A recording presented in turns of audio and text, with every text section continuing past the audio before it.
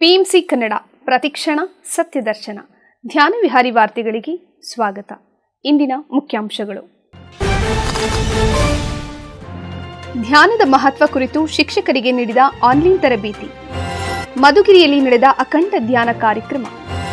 ಚಿಕ್ಕಬಳ್ಳಾಪುರದಲ್ಲಿ ಮಕ್ಕಳಿಗೆ ಧ್ಯಾನ ಪರಿಚಯ.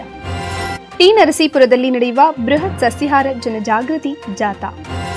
ಬ್ರಹ್ಮಶ್ರೀ ಪತ್ರಿಜಿ ಸಾಕ್ಷ್ಯಚಿತ್ರ ಬಿಡುಗಡೆ ಸಮಾರಂಭ. ಈಗ ವಿವರಗಳ ಕಡೆಗೆ. ಕರ್ನಾಟಕ ರಾಜ್ಯ ಶಿಕ್ಷಕರ ಪ್ರತಿಭಾ ಪರಿಷತ್ ಮೈಸೂರು ಮುಖ್ಯ ಶಿಕ್ಷಕರಿಗೆ ಆನ್ಲೈನ್ ತರಬೇತಿಯನ್ನು ನೀಡಲಾಯಿತು.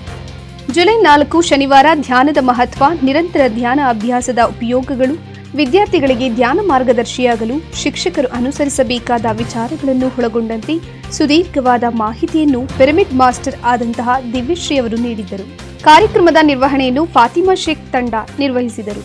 ಹೆಚ್ಚಿನ ಸಂಖ್ಯೆಯಲ್ಲಿ ಭಾಗವಹಿಸಿದ ಶಿಕ್ಷಕ ವೃಂದದವರು ತಮ್ಮ ಶಾಲಾ ಕಾಲೇಜುಗಳಲ್ಲಿ ಧ್ಯಾನವನ್ನು ಪರಿಚಯ ಮಾಡಿಸುತ್ತೇವೆಂದು ತಿಳಿಸುತ್ತಾ ತಮ್ಮ ಹರ್ಷವನ್ನು ವ್ಯಕ್ತಪಡಿಸಿದರು.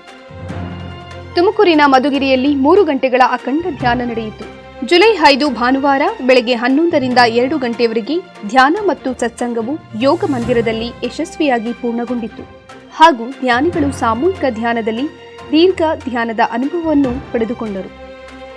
ನಾಯನಹಳ್ಳಿಯ ಸರ್ಕಾರಿ ಹಿರಿಯ ಪ್ರಾಥಮಿಕ ಶಾಲಾ ಮಕ್ಕಳಿಗೆ ಧ್ಯಾನ ಪರಿಚಯ ಮಾಡಿಸಲಾಯಿತು.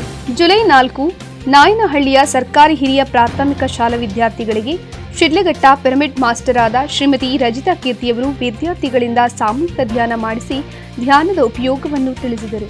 ಟಿ ನರಸೀಪುರದಲ್ಲಿ ಬೃಹತ್ ಸಸ್ಯಾಹಾರ ಜನಜಾಗೃತಿ ಜಾಥಾ ನಡೆಯಲಿದೆ. ಜುಲೈ 12 ಭಾನುವಾರ pyramid spiritual societies movement Mysuru ಅವರ ನೇತೃತ್ವದಲ್ಲಿ ಟಿ ನರಸೀಪುರದ ಆರ್ಯವೈಶ್ಯ ಸಮಾಜ, ವಾಸವಿ ಮಹಿಳಾ ಮಂಡಳಿ, ವೀರಶೈವ ಸಮಾಜ ಮತ್ತು ಜೈನ್ ಸಮುದಾಯದ ಸಹಕಾರದಿಂದ ಚಲೋ ಟಿ ನರಸೀಪುರ ಎಂಬ ಶೀರ್ಷಿಕೆ ಅಡಿಯಲ್ಲಿ ಬೃಹತ್ ಸಸ್ಯಾಹಾರ ಜನಜಾಗೃತಿ ಜಾಥಾವನ್ನು ಹಮ್ಮಿಕೊಳ್ಳಲಾಗಿದೆ. ಬೆಳಿಗ್ಗೆ ಸಸ್ಯಾಹಾರ ಜಾಥಾ, ನಂತರ ಸಂಗೀತ ನಾದ ಧ್ಯಾನ ಮತ್ತು ಮಾಸ್ಟರ್ಗಳಿಂದ ಧ್ಯಾನ ಸಂದೇಶವಿರುತ್ತದೆ.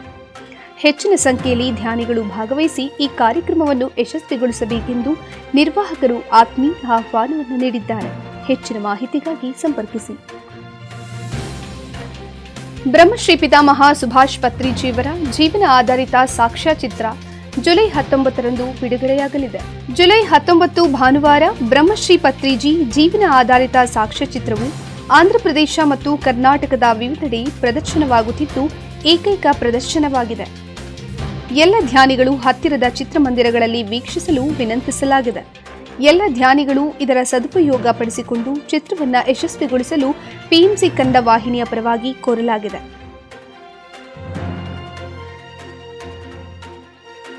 ಇಲ್ಲಿಗೆ ಧ್ಯಾನ ವಿಹಾರಿ ವಾರ್ತೆ ಮುಕ್ತಾಯವಾಯಿತು. ಮುಂದಿನ ಧ್ಯಾನ ವಿಹಾರಿಯಲ್ಲಿ ಪುನಃ ಭೇಟಿಯಾಗೋಣ.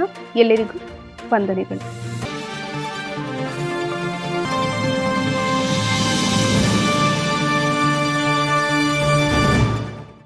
ಪಿಎಂಸಿ ಕನ್ನಡ ಚಾನೆಲ್ ಅನ್ನು ಲೈಕ್ ಮಾಡಿ, ಶೇರ್ ಮಾಡಿ, ಸಬ್ಸ್ಕ್ರೈಬ್ ಮಾಡಿ ಮತ್ತು ಮಾಡಿಸಿ.